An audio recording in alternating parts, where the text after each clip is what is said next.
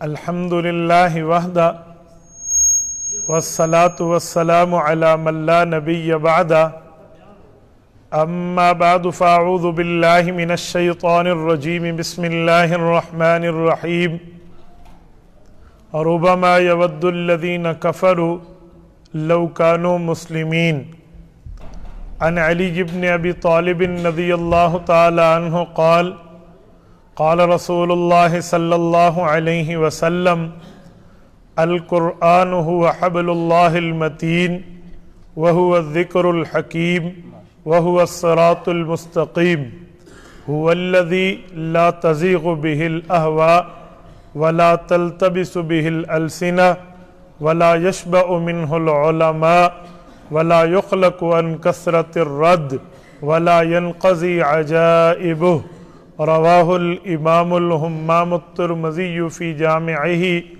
सदक़ल्लाहुल अज़ीम व बल्लग़ना रसूलुहुन नबियुल उम्मीयुल करीम व नहनु अला ज़ालिका लमिनश शाहिदीन वश्शाकिरीन वल्हम्दुलिल्लाहि रब्बिल आलमीन।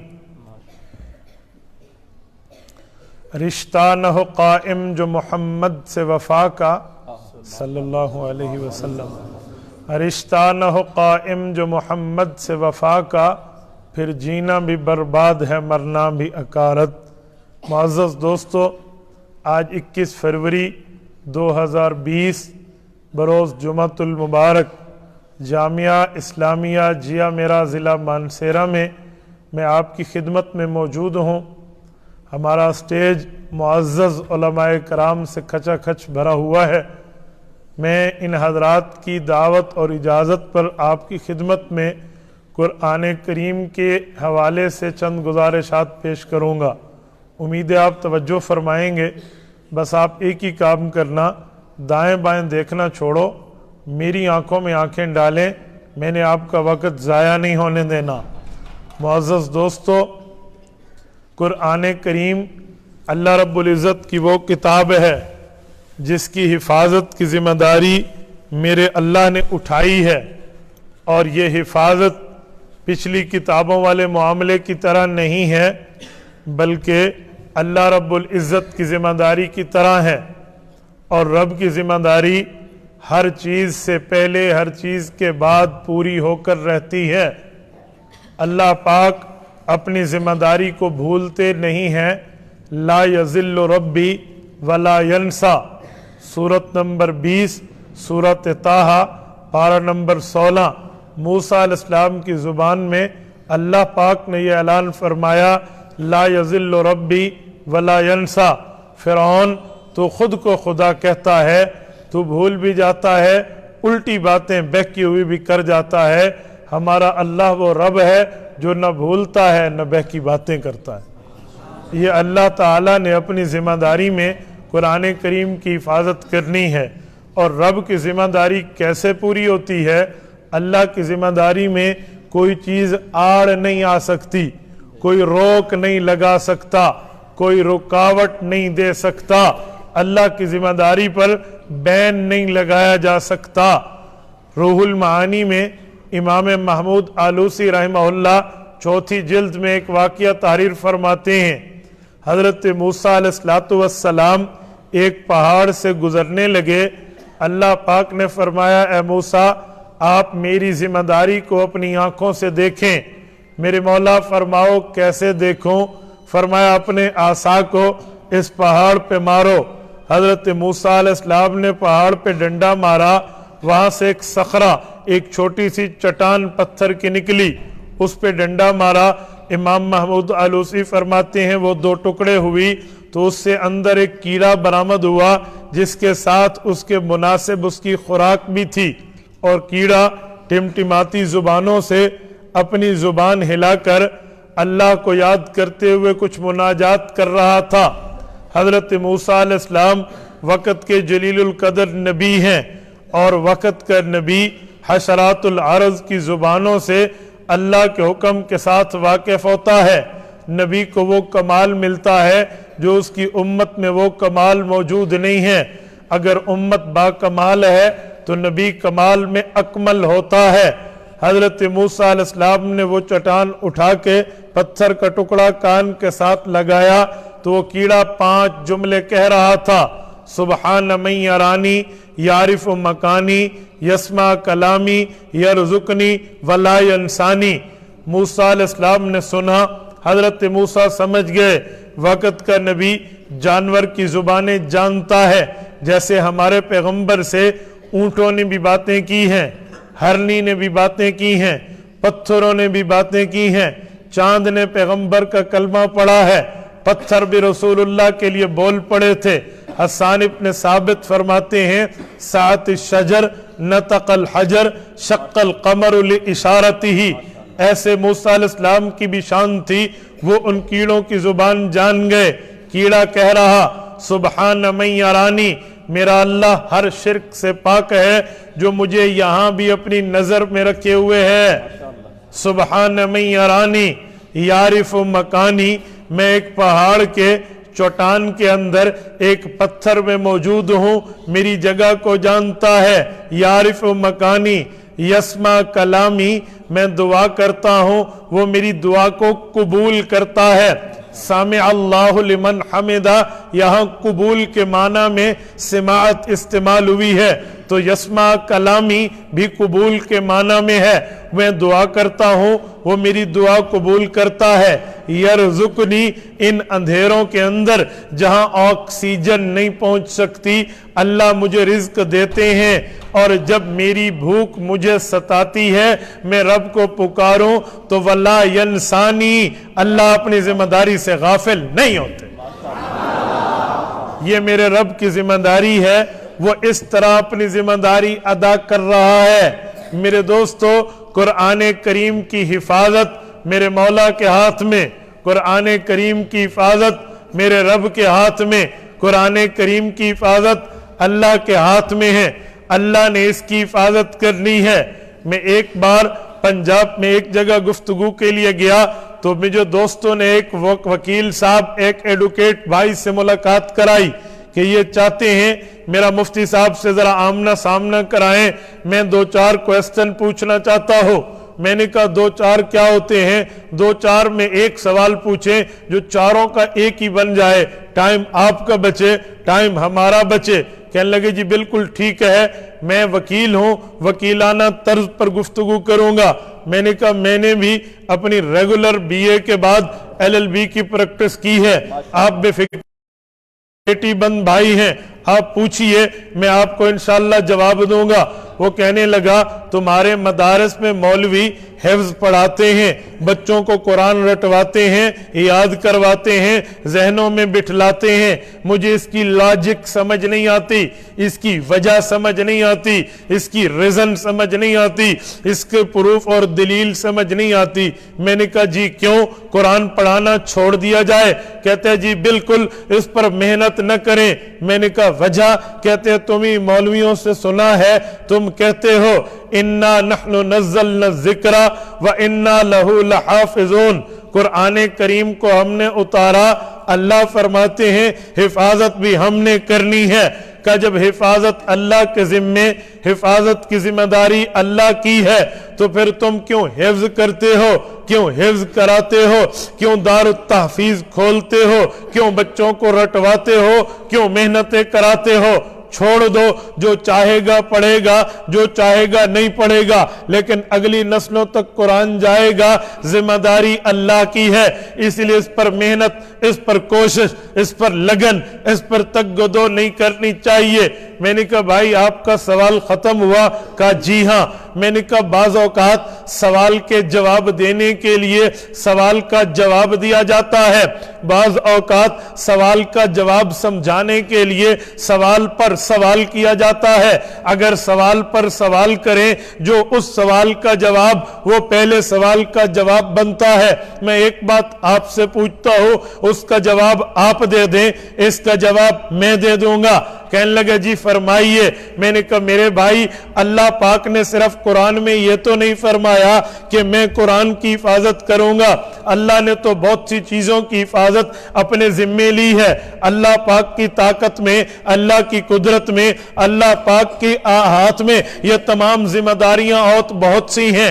آپ نے ان پر سوال نہیں کیا, آپ نے علماء پہ کیا ہے. وجہ کیا ہے؟ کہنے لگا اور ذمہ داریاں آپ گنوا لیں, میں ان سے پوچھوں گا. میں نے کہا باقیوں سے چھوڑو, آپ بھی روزانہ کچھ کام کرتے ہیں یا فارغ بیٹھتے ہیں؟ کہنے لگا 2 کام کرتا ہوں, عدالت میں وکیل ہوں, میں وہاں مقدمات لڑتا ہوں. نمبر 2 ایک کاروبار ہے پراپرٹی ڈیلرز کے ساتھ, میں نے شیئر رکھا ہوا ہے, وہاں پر ہم زمینیں خریدتے ہیں اور بیچتے ہیں, بچوں کا پیٹ پالتے ہیں, رزق حلال کماتے ہیں. میں نے کہا کیا ضرورت ہے, رزق حلال کمانا چھوڑ دو, دکان کو تالا لگاؤ, چابیاں دریا میں ڈال دو.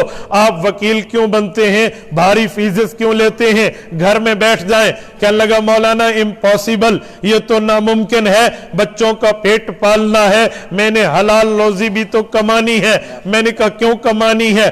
اللہ قرآن میں فرماتے ہیں ان اللہ هو الرزاق ذو القوۃ المتین, رزق دینا میرے اللہ کی ذمہ داری. رب قرآن میں فرماتے ہیں لا تقتلوا اولادکم خشیۃ املاق نحن نرزقہم وایاکم. اے لوگو بھوک کی وجہ سے بچوں کا قتل کیوں کرتے ہو؟ ہم بچوں کو جیسے رزق دیتے ہیں ویسے تمہیں بھی رزق دیتے ہیں. اللہ قرآن کریم میں فرماتے ہیں واللہ خیر الرازقین, رب بہتر رزق دینے والا ہے. میں نے کہا اللہ کی ذمہ داری رزق دینے کی ہے, تو تگدو کیوں کرتا ہے؟ اللہ کی ذمہ داری روزی دینے کی ہے, تو محنتیں کیوں کرتا ہے؟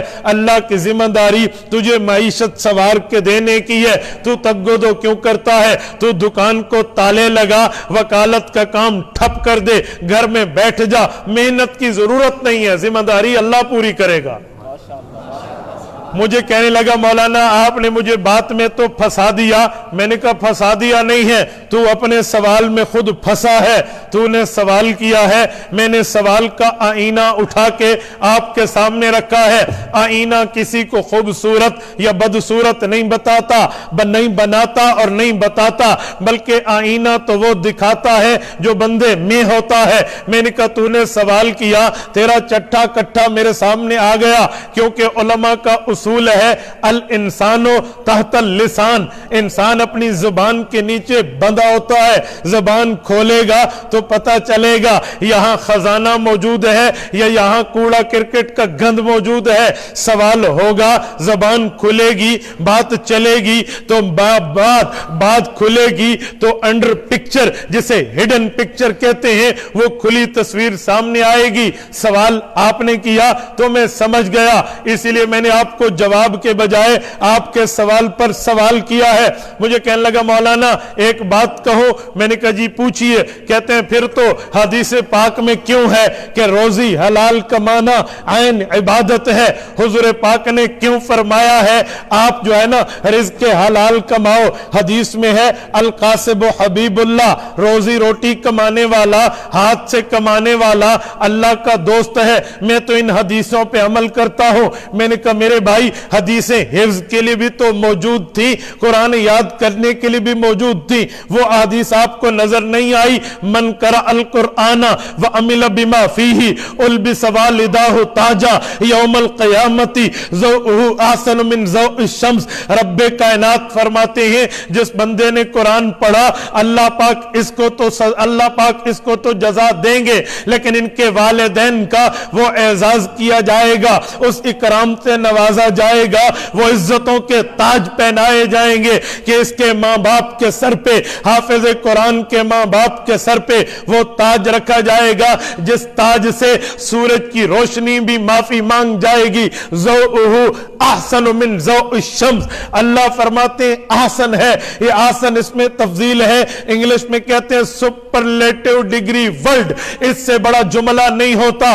رب نے کہا سورج سے بھی زیادہ حسین ہے. میں نے کہا کا ادھر بھی حدیث پاک اور یہ قرآن کریم حدیث پاک بتاتی ہے قرآن کریم پڑھنے پر ثواب ہے. اسی طرح حضرت علی بن ابی طالب رضی اللہ عنہ کی روایت ہے, وہ فرماتے ہیں حافظ بن جاؤ, عشرۃ من اہل بیتہ یشفع کلہم وجبت علیہ النار. یہ حافظ کل قیامت میں اللہ کی دربار میں اپنے ان 10 فیملی ممبرز کی سفارش کرے گا جن پر جہنم واجب ہو چکی ہوگی. میں نے کہا یہ حدیث تمہیں نظر کیوں نہیں آتی؟ قرآن کریم کے بارے میں حدیث پاک موجود ہے, حافظ قرآن آئے گا, یقال لصاحب القرآن, جنت پہنچنے پر فرشتے کہیں گے تجھے اسکیل لگیں گے, تیرے درجے بلند ہوں گے. اچھا بھی کتنے اسکیل ہوں گے؟ حافظ کہے گا ہم نے تو دنیا میں 19 20 21 22 اسکیل سنے تھے.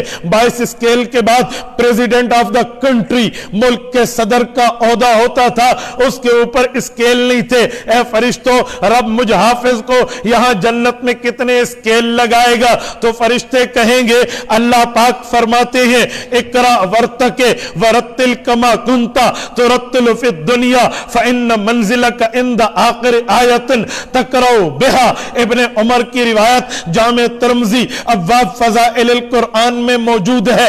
اللہ کے رسول فرماتے ہیں وہ فرشتے حافظ کو کہیں گے ہاں بھائی آپ جنت میں آؤ, ایک آیت پڑھو ایک اسکیل ملے گا, 2 آیتیں پڑھو 2 اسکیل ملیں گے, 10 آیتیں پڑھو 10 اسکیل ملیں گے, اور سورۃ ملک 30 آیتوں کی ہے یہ پڑھو 30 اسکیل ملیں گے. وہ بندہ کہے گا میں سمجھانے کے لیے کہہ رہا ہوں اتنے اسکیل. کہا نا یہ دنیا والے نہیں ہیں, فَإِنَّ مَنزِلَكَ عِنْدَ آخر آیت تقرأ بها, تیرا آخری اسکیل 6500 آیات پورے کرنے پہ 6500 سے بڑھ کے نمبر پہ ملے گا. ان اسکیلوں سے تو دنیا سونگ بھی نہیں چکی, واقفیت تو دور رہی, ظاہر سے دیکھ بھی نہیں چکی, یہ تجھے ملے گا. کیوں؟ اللہ کے رسول نے فرمایا ولا عین رات ولا اذن سمعت ولا خطر علی قلب بشر. فرمایا اس نیک بندے کو وہ انعامات ملیں گے نہ کسی کی آنکھ نے دیکھا, نہ کسی کی کان نے سنا,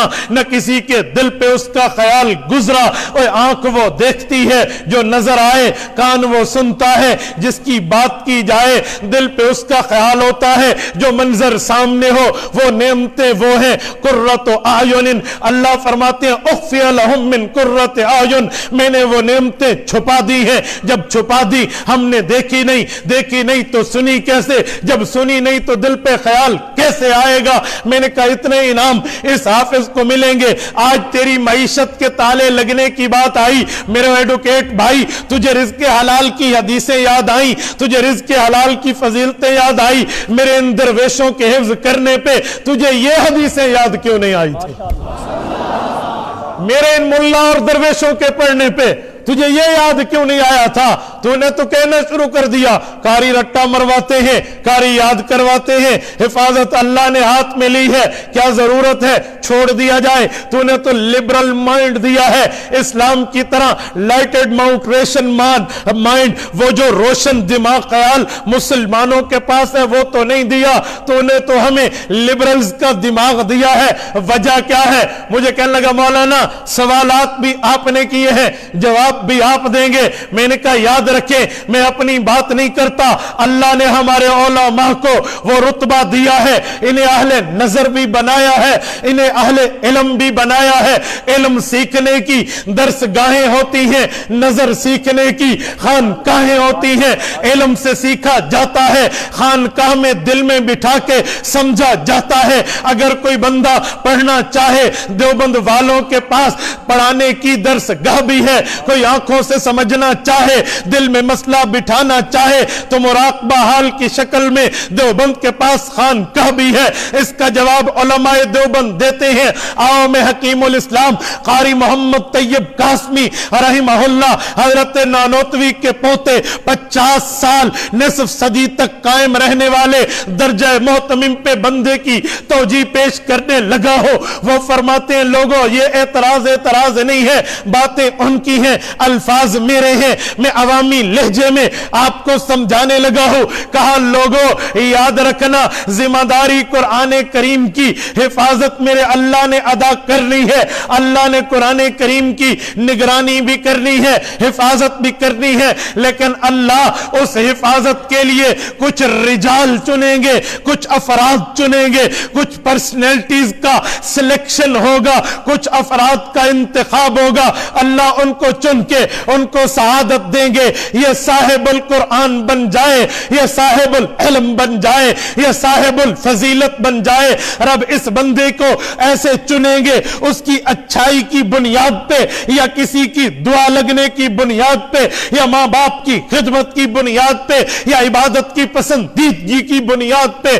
اللہ چاہیں گے فعال لما یرید, اللہ پاک جو چاہتا ہے وہ کر کے دکھا دیتا ہے. رب چنے گا ایسی مقدس ہستیوں کو جن کے سینوں کو اللہ پاک کر کے اپنا کلام اٹھانے کی ذمہ داری دیں گے, اپنا قرآن کریم یاد کرنے کے لیے انہیں پاور اور طاقت دیں گے, موقع اور وقت دیں گے, حالات اور وسائل دیں گے, جس کی بنیاد پر وہ درسگاہ میں بیٹھ کے اپنے استاد سے قرآن کو سینے میں بٹھائے گا, یاد کرے گا, پھر مصلی پہ ٹھہر کے رمضان میں سٹائے گا, تراویح کے مصلی پہ قرآن سنائے گا, نمازوں کے مصلی پہ قرآن سنائے گا. کبھی بات لگے گی تو محفل میں بیٹھ کے قرآن کریم سنائے گا. یہ مقدس شخصیات یوں قرآن پڑھیں گی. ذمہ داری اللہ کی ہے, اللہ ان کے ہاتھوں پہ پورا کر کے انہیں فضیلت عطا فرمائے. جیسے تاجر کو فضیلت ملی, التاجر الصادق الامین مع النبیین والمرسلین, کہ سچا تاجر. ہمارے ساتھ قریش صاحب تشریف لائے ہیں, آپ کے یہاں مانسیرا کے تاجر ہیں, میں توجہ چاہوں گا. سچا تاجر جس نے سچائی کی بنیاد پہ تجارت کی ہوگی, ظلم نہیں کیا ہوگا, کسی کا حق نہیں مارا ہوگا, جائز منافع کے نام پہ ظلم والا منافع نہیں کمایا ہوگا, رب ان کو انبیاء کے ساتھ کھڑا کریں گے. التاجر الصادق الامین مع نبیین والمرسلین, یہ انہی کے ساتھ کھڑا ہوگا. یاد رکھنا, میں ایک جملہ کہتا ہوں, کسی دوسرے دوست کو جو دین کے کام میں اگرچہ مصروف نہ ہو لیکن اپنی ضرورت کے مطابق دین پہ عمل, نماز روزہ صوم و صلات کا پابند ہو, اگر وہ مزدوری کر رہا ہے, خدا کی قسم ہمارے ان سجدوں کے جو ماتھے پر بل ہیں اس کے مقابلے میں اس مزدور کے ہاتھوں کے گٹوں کے نشانات کو برابر رکھا جائے گا. التاجر الصادق الامین مع النبیین والمرسلین. میں نے کہا میں مانتا ہوں تجار کو یہ فضیلت ہے, اللہ نے انہیں چنا ہے, تو میری فضیلت میں بھی مان لو نا, ہمارے حفاظ کو بھی تو فضیلت ہے, ہمارے حفاظ کا بھی تو رتبہ ہے. میرے بھائیوں, میں نے بات چلائی تھی, حفاظت کی ذمہ داری میرے اللہ نے اٹھائی ہے. حفاظت کے معاملات اللہ کے ہاتھ میں ہیں, اللہ کی طاقت میں ہے. رب العزت نے اس کلام الہی کے لیے افراد چننے ہیں, افراد و شخصیات کا انتخاب کرنا ہے. یہ جلسے, یہ جو آج ہم بیٹھے ہیں حضرت مولانا صدیق کی دعوت پر, یہ ایک ہی بات ہے, وجہ یہ ہے یہ آپ کو دعوت دے رہے ہیں, اے لوگوں جن کو رب نے فضیلت دی ہے آپ بھی ان میں شامل ہو جاؤ. اللہ نے جن کو چننا ہے اپنی اولادوں کو ان میں شامل کرا لو, اپنی نسلوں کو شامل کرا لو. خدا کی قسم ایک حافظ تمہیں جنت کی سرٹیفکیٹ لے کر 10 بندوں کو قیامت میں دے گا. اللہ حافظ کو فضیلت دیتے ہیں, حافظ کو مقام دیتے ہیں. رب ہم سب کو اور ہمیں ہماری اولادوں کو یہ سعادت عطا فرمائے. میرے دوستو, میں اس بنیاد پہ کہتا ہوں, یہ مکاتب ہیں, یہ مدارس ہیں, یہ تحفیظ ہیں, یہاں بیٹھنے کی جگہوں میں اللہ کی رحمتیں برستی ہیں, اللہ ان حفاظ کو فضیلتیں دیتے ہیں. میں ایک بات مزید کرتا ہوں, توجہ رکھنا. قرآن کریم کی حفاظت کی ذمہ داری ایسی ہے, جو بندہ صاحب القرآن بن جائے اسے رزق کی فکر نہیں رہتی, جاب کی فکر نہیں رہتی, نوکری کے معاملات نہیں رہتے, ادھر ادھر کے معاملات نہیں رہتے. وہ قرآن کی فکر کرتا ہے, دنیا اس کی معیشت کی فکر کرتی ہے. یہ حقیقت ہے. معیشت سے اگر آپ نے بے پرواہ ہو کے چلنا ہے تو یاد رکھو اللہ کے دربار میں سجدہ ریز ہو کے اپنا وقت قرآن اور حدیث پاک کو دے دو. یقین مانے اس قرآن کریم کی اس رحمت اور دولت کی بنسبت اللہ آپ کو وہ چیزیں عطا فرمائے گا جو عام بندے نے اس بات کو سونگا بھی نہیں ہوگا. میں ایک بات عرض کرتا ہوں آپ کی خدمت میں، قرآن کریم یاد کرنا، قرآن کریم کو اپنے ذہنوں میں بٹھانا، قرآن کریم کو اپنے دل و دماغ میں بٹھانا، یہ بہت بڑی سعادت ہے، بہت بڑی سعادت ہے. قرآن کریم وہ کتاب ہے جس نے اپنے پڑھنے والے کو بلند کرنا ہے.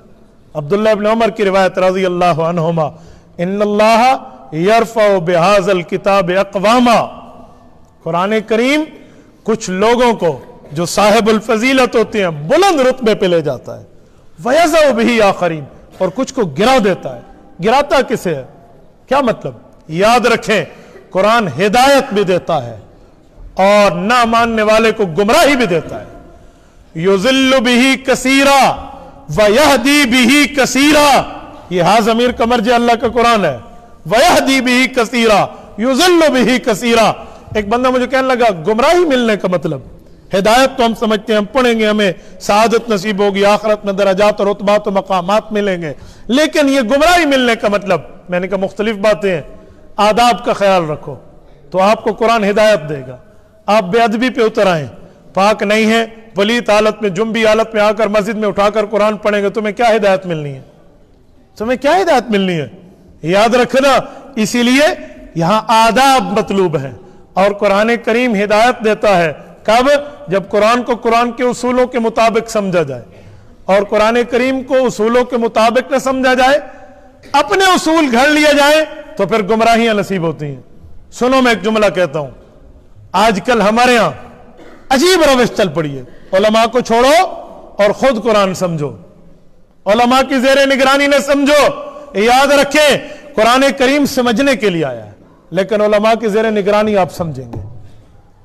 گھر میں بیٹھ کے ترجمہ خود ہی پڑھنا شروع کر دیا بغیر کسی عالم کی نگرانی کے، تو یہ گمراہی کو دعوت دینے کے مترادف ہے. میں چند دنوں پہلے ایک جگہ پہ تھا، ہمارے پڑھے لکھے بندے ہیں، ایک بالکل مزدور سا تندور پہ کام کرنے والا بندہ ہے، اس کو کہہ رہے ہیں یار قرآن کو ترجمے کے ساتھ پڑھا کر.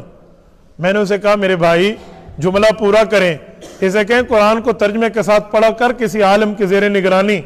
عالموں نے کیا کرنا ہے؟ اللہ نے کہا میں نے قرآن آسان اتارا ہے، وَلَقَدْ يَسَّرْنَا الْقُرْآنَ لِلذِّكْرِ، تو قرآن آسان ہے، ہر کسی کو پڑھنا چاہیے. مولویوں نے اپنی اجارہ داری بنا رکھی ہے. میں نے کہا اچھا، وَلَقَدْ يَسَّرْنَا الْقُرْآنَ لِلذِّكْرِ، آگے پڑھیں ذرا. اللہ کے فضل سے اسے اگلا لفظ نہیں آتا تھا، اور میں نے پڑھا. فَحَلْ مِن مُدَّكِرٍ، فَحَلْ مِن مستدل نہیں ہے، فَحَلْ مِن مُدَّكِرٍ ہے. مستدل، مستدل اور مدکر اور مدکر، یہ ذرا اس کا ترجمہ دیکھیں پھر سمجھ آئے گا آسانی کس کے لیے. میں نے کہا سادے بندے، رب فرماتے فعال میں مدکر، نصیحت پکڑنے کے لیے آسان ہے، دلیل بنانے کے لیے نہیں. دلیل بنانے کے لیے آپ کو ماہر کے پاس آنا پڑے گا. تو جو ترجمہ پڑھوا رہا ہے اسے کیا نصیحت ملے گی؟ تو گمراہ ہو جائے گا. مجھے کہنے لگا الحمدللہ میں نے 5 بار قرآن کریم ترجمے سے پڑھا ہے، مجھے کسی عالم کی نگرانی کی ضرورت نہیں ہے. میں نے کہا اچھا، سیدھی انگلی سے گھی نہ نکلے نا، مجھے ہر طریقہ آتا ہے. آپ نے پڑھا ہے قرآن؟ اجی پڑھا ہے. میں نے کہا نماز پڑھتے ہیں؟ اجی پڑھتا ہوں. رکوع پہلے کرتے ہو یا سجدہ؟ مانسیرا والے آپ بتاؤ، رکوع پہلے یا سجدہ پہلے؟ رکوع پہلے. میں نے کہا قرآن کریم میں کہیں لکھا ہوا دکھا دے رکوع پہلے، میں مان جاؤں گا، اور میں دکھا دیتا ہوں سجدہ پہلے اور رکوع بعد میں. تو یوں اس میں بندے نے یوں کرسی پہ ٹیک لگا، آپ رکوع بعد میں اور سجدہ پہلے. میں نے کہا جی میں دکھاتا ہوں، آیات پڑھتا ہوں. تو نے مولوی کی زیر نگرانی نہیں پڑھا، پھر میں تجھ سے پوچھوں گا اس مسئلے کو حل کر دے. کہتے ہیں آیت پڑھیں، یا مریم اقنتی لربک واسجدی وارقعی، واسجدی وارقعی. اے مریم اللہ پاک کے لیے تقوی اختیار کر، پہلے سجدہ کر پھر رکوع کر. میں نے کہا تو پہلے سجدہ نہیں کرتا، رکوع کرتا ہے. قرآن تو کہتا ہے پہلے رکوع پھر سجدہ، اور قرآن کہتا ہے پہلے سجدہ پھر رکوع. تو الٹ کیوں کر رہا ہے؟ اب بےزتی چھپانی ہوتی ہے نا. علماء کے گستاخ پکڑا بڑا آسانی سے جاتا ہے. مجھے کہنے لگا مریم علیہ السلام کی شریعت میں حکم یہ تھا. میں نے کہا بیٹا تیری علم کا یہ حال ہے، الکٹہ تو تطہرو کو پوچھ لہا، یہ تیری عربی ہے، یہ تیرا علم ہے. کٹا اپنے پونچھ کو ہلا رہا تھا، اس نے کہہ دیا والکٹا تو تطہرہ کو پونچھ ہلا. تو تیرا تو یہ علم ہے. مریم علیہ السلام کوئی نبی ہے کہ ان کی شریعت میں تھا عورت نبیہ ہوتی ہے؟ تیرا دماغ خراب ہے. عورت نبی جن سکتی ہے، نبی بن نہیں سکتی. اب تو بیچارہ کرتا کیا نہ کرتا. ایک دفعہ کہنے لگا شریعت عیسوی میں ایسا تھا. میں نے کہا حضرت عیسیٰ علیہ السلام پیدا بعد میں ہوئے حضرت مریم سے، تو حضرت مریم کو حکم پہلے ہے، تو شریعت عیسوی کہاں سے لایا؟ حل کر اس پوائنٹ کو. اور حل کرے گا اور دلیل کی دنیا میں کرے گا. میں ادھر ادھر کی اوٹ پٹانگ تجھے نہیں مارنے دوں گا. وہ بندے یہ جن کو کہہ رہا تھا مولویوں کے پاس نہ جاؤ، خود ہی قرآن پڑھو، اب وہ اس کا تماشا دیکھ رہے ہیں. آپ میں سے کسی نے شکار کھیلا ہو نا تو وہ میری بات سمجھتے ہیں. شکار کو باندھ کے کھیلنے کا مزہ اپنا ہے. ایک دفعہ یوں بٹھائے نا پھر بات اپنی بنتی ہے. تو اب اس بندے سے بات بنے نہیں. تو میں نے کہا آپ نے کوئی تفسیر؟ کہتے میں نے تو 3-4 تفسیریں دیکھی ہیں، میں یہ کروں گا وہ کروں گا. میں نے کہا بھائی تفسیر بھی تو کسی ماہر نے لکھی ہے نا، تو بغیر مہارت کے تھا، خالی ترجموں پر بیٹھا تھا. کوئی سادے بندے علماء سے پوچھ. تو ان بندوں نے مجھے کہا اسے ذلیل نہ کریں، بس ایک جملہ بتا دیں ہے کیا. میں نے کہا یہ لف و نشر غیر مرتب ہے. علماء جانتے، یہ عوام نہیں جانتی. حضرت تھانوی فرماتے ہیں کچھ علوم ایسے بھی ہونے چاہیے صرف علماء جانے. حقیقت میں اس کی وجہ جب لوگ یہ سمجھتے ہیں نا کہ ہمارا دماغ مولوی سے اوپر ہے پھر گمراہ ہوتے ہیں. جب وہ یہ سمجھے نا کہ مولانا صدیق تو ہم سے زیادہ جانتے ہیں پھر انہیں ان کی بات ماننی ہے، گمراہ نہیں ہونا. تو کچھ علوم علماء کے ہوتے ہیں. میں نے کہا یہ لف و نشر غیر مرتب ہے. چلو میں آپ کو عوامی لہجے میں سمجھاتا ہوں. لف و نشر مرتب کیا ہے اور لف و نشر غیر مرتب کیا ہے. یہ درسگاہ کی بات ہے، توجہ رکھنا. ایک جملہ بولتے جائیں، اس جملے میں ترتیب قائم رکھیں، اسے کہتے ہیں لف و نشر مرتب. لف کہتے ہیں بند کرنا، نشر کہتے ہیں کھولنا. اس کے کھولنے بند کرنے کی ترتیب ہے. ایک ہوتا ہے لف و نشر غیر مرتب، جملہ بولے اور بے ترتیب بولے، ایک کو آگے دوسرے کو پیچھے کر دے، لیکن وہ ہوتا غیر مرتب ہے. حکم وہی مانا جائے گا جو لف و نشر مرتب کا ہے. میں نے کہا رکوع پہلے ہے، سجدہ بعد میں ہے. اس آیت میں قائم رکھنا تھا اس موزون اور وزن کو جس بنیاد پہ آیت بنی ہے. رب نے اس ترتیب پر لف و نشر غیر مرتب کر لیا. یہ کیوں کیا اس کی ریزن یہ پھر تفسیر والے بتائیں گے، پھر ماہرین بتائیں گے. یہ تیرے بس کا کام نہیں ہے. میں نے اسے کہا میں نے ایک آیت پڑھی ہے، اور پڑھا؟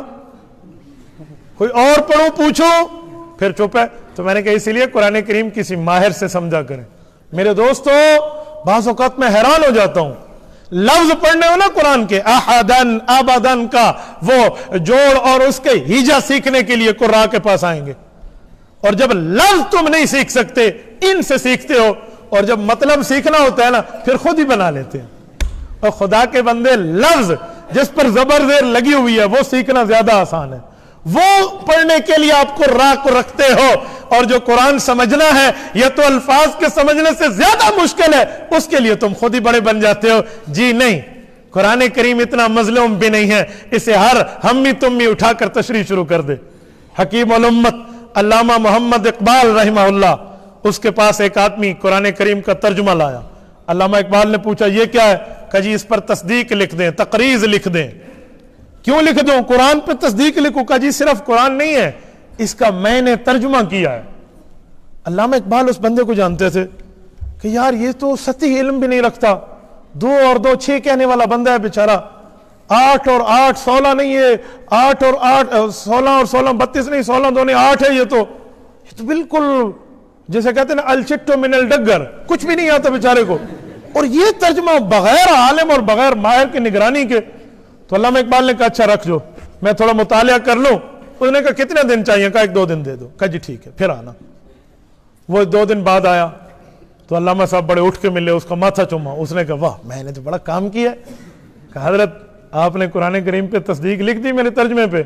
انہوں نے کہا واہ واہ کیا بات ہے، تقریض لکھنا تو چھوڑو، اس قرآن نے میرے علم کو اضافہ کر دیا. جو تو لے کر آیا نا ترجمہ، اس نے میرے علم کو بڑھا دیا. تو بڑا حیران ہو کے پوچھا علامہ صاحب وہ کیا ہے جو آپ کو آج تک نہیں پتا تھا؟ علامہ صاحب فرمان لگے مجھے پتا یہ تھا کہ آج تک 2 مظلوم ہیں جو اس کائنات میں بڑے مظلوم ہیں، لیکن اب مجھے پتا چلا ایک تیسرا مظلوم بھی ہے. اس نے کہا وہ کیا مطلب؟ انہوں نے کہا ایک مظلوم تو حضرت عثمان ذو النورین مظلوم مدینہ ہے. رضی اللہ عنہ، جس کنویں کو خریدا تھا ظالموں نے اس سے پانی نہیں پینے دیا، 40 دن پیاسا رہ کے شہید ہو گئے۔ وہ مظلوم مدینہ تھے۔ اللہ حضرت عثمان کی قبر پہ کروڑوں اربوں رحمت نازل فرمائے۔ نمبر 2 مظلوم کربلا ہے سیدنا حسین ابن علی رضی اللہ عنہما، ظالموں نے بچوں سمیت شہید کیا ہے۔ حضرت حسین بڑے مظلوم تھے، اللہ حضرت حسین رضی اللہ عنہ کی تربت پر کروڑوں اربوں رحمت نازل فرمائے۔ یہ کہہ کے علامہ صاحب تھوڑے چپ ہوئے۔ اس نے کہا حضرت جو آپ کے علم میں اضافہ ہوا ہے وہ تیسری چیز کیا ہے؟ کہا بتا دوں؟ کہا جی بتا دیں۔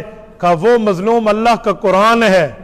اس نے کہا وہ کیسے؟ اس نے کہا تجھ جیسے ظالم اس کی تشریح کر رہے ہیں، جنہیں 2 نے 4 نہیں آتا، تو اس کی تقریر کر رہا ہے، حیا کر تجھے۔ پھر علامہ نے اس کو جھاڑا تو اس کی طبیعت صاف ہو گئی۔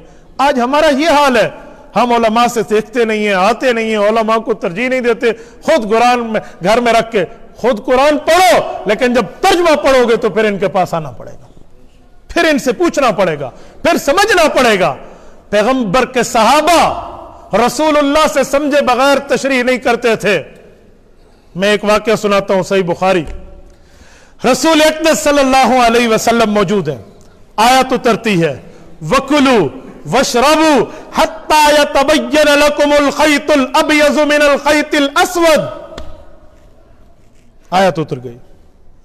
حضرت عطی بن حاتم طائی رضی اللہ عنہ بیٹھے ہیں، حاتم طائی کے بیٹے عدی، مطلب تھا جب سفید دھاگا کالے دھاگے سے جدا ہو جائے تو اس وقت صبح میں کھانا پینا چھوڑ دو، اب سحری کا وقت ختم ہو گیا۔ وہ گھر گئے اور 2 دھاگے لیے، ایک سفید ایک کالا، دونوں آپس میں چمٹا اور ملا دیے اور سرانے کے نیچے رکھے۔ بچوں کھاؤ، صبح سحری میں کھا رہے ہیں، سارے کھا رہے ہیں، سرانہ اٹھا کے دیکھے دھاگے چمٹے ہوئے۔ ہنسنے کی بات نہیں، میں سمجھنے کی بات کروں، دھاگے چمٹے ہوئے۔ پھر بھی کھاتے رہو، ابھی ٹائم ہے، پھر دیکھو پھر دیکھو، اتنے میں اذانیں آ گئیں اور مسجد نبوی پہنچ گئے اور دھاگے جدا نہ ہوئے۔ انہوں نے کہا یار اذان تو سحری کے بعد آتی ہے اور ابھی سحری ختم ہی نہیں ہوئی، ابھی تک تو دھاگے چمٹے ہوئے۔ رسول اکرم صلی اللہ علیہ وسلم کی خدمت میں، یا رسول اللہ، آپ پہ اللہ کے قرآن میں آیت اتری ہے حَتَّى يَتَبَيَّنَ لَكُمُ الْخَيْطُ الْأَبْيَضُ مِنَ الْخَيْطِ الْأَسْوَدِ مِنَ الْفَجْرِ، یہ کیا معاملہ ہے؟ سفید دھاگا خیط ابیض، کالا دھاگا خیط اسود، یہ دونوں چمٹا کے رکھے، جدا نہیں ہو رہے۔ حضور پاک نے فرمایا عدی کہاں رکھے؟ کہ یا رسول اللہ تحت وسادتی، اپنے سرانے کے نیچے رکھے۔ فرمایا یا عدی ان لوسادتک لعریض، آپ کا سرانہ تو پھر زمین آسمان سے بھی بڑا ہے۔ یا رسول اللہ کیا مطلب؟ انما هو بیاض اللیل وسواد النہار وسواد اللیل، میرے بیٹے عدی اس سے مراد تو دن کی سفیدی اور رات کی تاریکی ہے۔ کالا دھاگا دن کو ظاہر کر رہا ہے، سفید دھاگا دن کو ظاہر کر رہا ہے، کالا دھاگا رات کو ظاہر کر رہا ہے۔ رب نے فرمایا کالا دھاگا سفید دھاگے سے جدا ہو، یعنی رات ختم ہو اور دن شروع ہو، یہ دھاگے مراد نہیں ہیں۔ میرے دوستو، صحابی رسول پیغمبر سے پڑھتا ہے اور جب پڑھ لیتا ہے پھر امت کا امام بن جاتا ہے، پڑھ لیتا ہے امت کا لیڈر بن جاتا ہے۔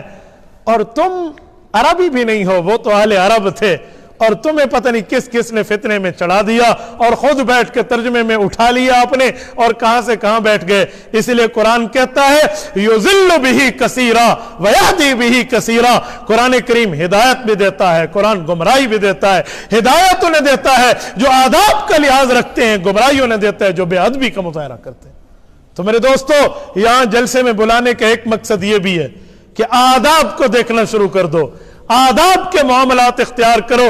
جب ادب اور آداب کے معاملے آپ اختیار کریں گے پھر قرآن کریم آپ کو ہدایتیں عطا فرمائے گا، پھر قرآن آپ کو متقی بنا کر کہے گا ہدی للمتقین، یہ قرآن اترا ہے ان متقین کے لیے ہدایت ہے۔ میرے دوستو، اپنے اولادوں کو اور خود کو قرآن کریم کے لیے وقف کر لو۔ اللہ آپ کو رمے صراط مستقیم عطا فرمائے، قرآن کریم کے ساتھ لگاؤ عطا فرمائے، ہمیں ہمارے بچوں کو قرآن کی دولت عطا فرمائے، ہمارے مدارس مساجد تحفیظ کی حفاظت فرمائے۔ اقول قولی ھذا واستغفر اللہ وآخر دعوانا ان الحمد للہ رب العالمین۔ اللہ اللہ اللہ اللہ